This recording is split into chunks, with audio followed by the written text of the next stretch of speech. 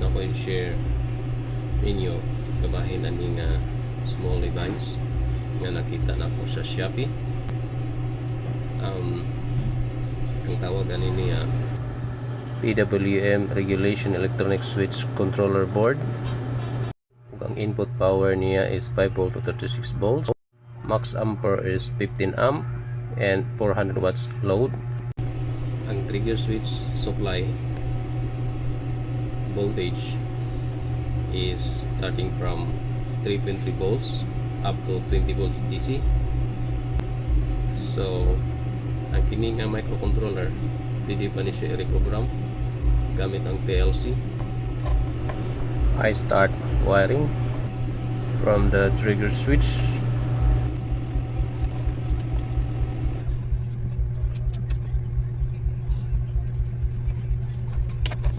This is for trigger switch.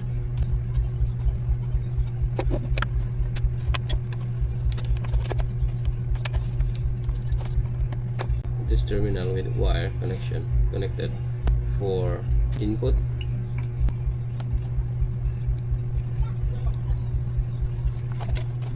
Tapos ang gamito na ko nga load kinilang usa 15 watts LED.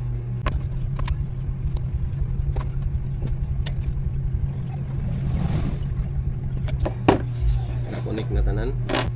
Dara ang discharge.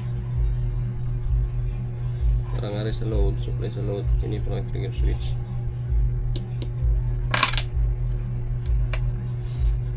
Kaya kayo. So kini mga device gamit kini siya.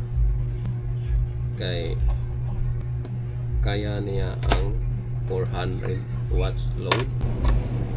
Kay kini siya, bisan gamay kini siya, kaya niya ang 400 watts load.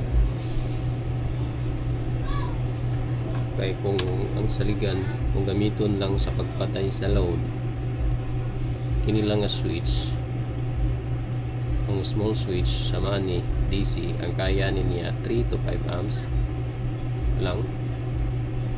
Pero kini siya 15 to 30 amps. Mabot siya 30 amps kung ang kining MOSFET butangan og aluminum heatsink right on the top, kay para mo minimize ang kainiton i-absorb sa aluminum. So mabot siya 30 amp according to the description. Pero ang kini nga switch dili kaya ang 30 amp, just only 3 to 5 amps yun ani niya. So kini siya another option ni siya para sa mga higher load. So guys, dili sa nakutob, kung na may pangapangutan na kabahin ini, comment lang mo sa comment section box. O kung na ako'y oras bakante nga akong mabasa, o reply lang ko.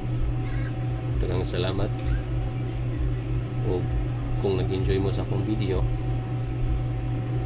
kindly please subscribe, and thank you for watching.